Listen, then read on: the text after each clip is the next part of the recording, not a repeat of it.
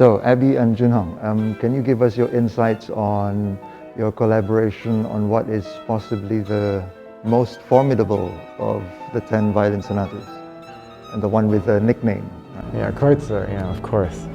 I think what's really interesting is that back then this sonata was considered revolutionary, because if you think about the Mozart sonatas and all of the violin and piano works, they were definitely not as virtuosic. So this is sort of like almost like a groundbreaking kind of direction that the sonata takes on. And I mean, playing this incredible Sonata Number 9, it's a whole journey itself. Of course, I think every violinist working on Number 9 is like afraid of that opening 2 bars, which is just fiendishly difficult and completely exposed with no help.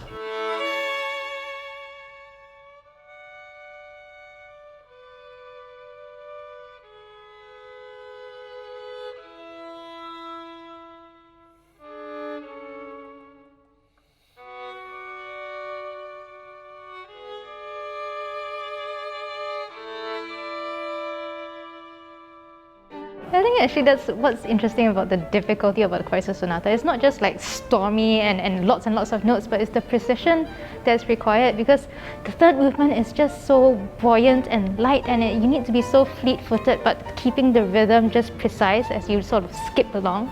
And the dedication, of course, was to a different person. Yeah. Well, the story goes, he actually dedicated this to Bridge Tower. So Beethoven and Bridge Tower premiered it together.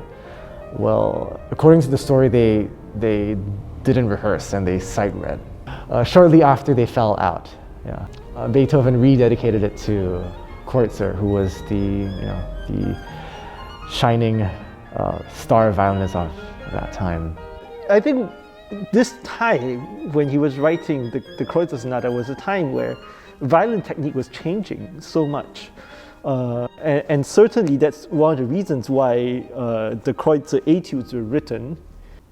To give you a sense of how important the change is, we still play Kreutzer etudes today. All of us still do.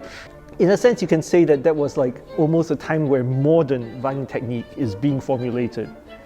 Should we actually talk about Sonata Number 10, because that is so different from the other 9 sonatas? Yen and Shugs, what do you explore together while rehearsing it? It's interesting because it is so different to the previous 9. It's composed after such a long break. Yeah. In many ways, I think we're talking about the difficulties, some of the difficulties we had when we were working together, and I think that also comes with the piece itself, because it's with a piece like Number 10, just intention and just even within a single note, how do you want to shape that note? Is it going forward? Is it going backwards? Is it suspended in the air for an X amount of time? And it's just everywhere across Number 10 is like that. And so many that you can't even talk about. Like how many hours do we need to talk about it?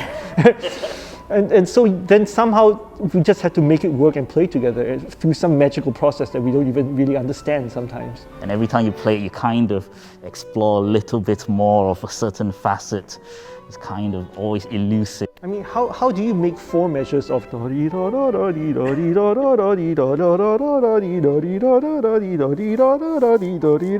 if just 4 measures of that, nothing but that? How do you make that work musically and say something?